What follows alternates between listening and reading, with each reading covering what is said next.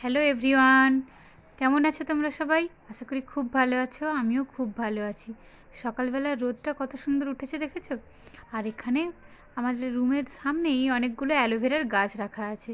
এগুলো আগে থেকেই ছিল, আমরা জল দিয়ে দিয়ে এরকমই করে রেখেছি এগুলোকে। বেশ ভালোই হয়েছে গাছগুলো। এখন যাচ্ছি কলেজ থেকে এসে তোমাদের নিয়ে যাব শপিং মলে। তারা কি কলেজে যাওয়ার পথে রোজ আমি এই গাছগুলো দেখি। গাছের ফুলগুলো এত দারুণ লাগে, কি বলবো। তবে নাম কি আমি বুঝতে পারি না। এই ফুলটা আমি এখানে এসে প্রথম দেখলাম। কি নাম তোমাদের কারো যদি জানা থাকে তাহলে তোমরা বলতে পারো। এখন বাড়িতে এসেছি, এসে দেখলাম রান্না করা আছে ভাত, আমের চাটনি, আর এখানে ওই মেটে আর স্টমাক দিয়ে ভালো করে কষিয়ে রান্না করা আছে। এটা খেয়ে নিয়ে আবার যেতে হবে কলেজে। কলেজ থেকে বেরিয়ে এখন সবাই মিলে এসেছি একটু মন্দিরে ঘুরতে। এই মন্দিরটা আমাদের বাড়ির কাছেই, কিন্তু এই মন্দিরের সাইডে যে মূর্তিগুলো রাখা আছে দেখলে মনে হয় জীবন্ত মূর্তি।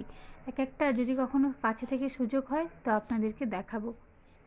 দেখুন মূর্তিগুলো, আপনারা হয়তো বুঝতে পারছেন না, কিন্তু দেখলে মনে হবে সত্যিই কোনো মানুষ হয়তো দাঁড়িয়ে আছে। চলুন এবার একটু শপিং মলের দিকে যাই। এসেছি শপিং মলে, আমি এসেছি ব্যাগের পোর্শনে।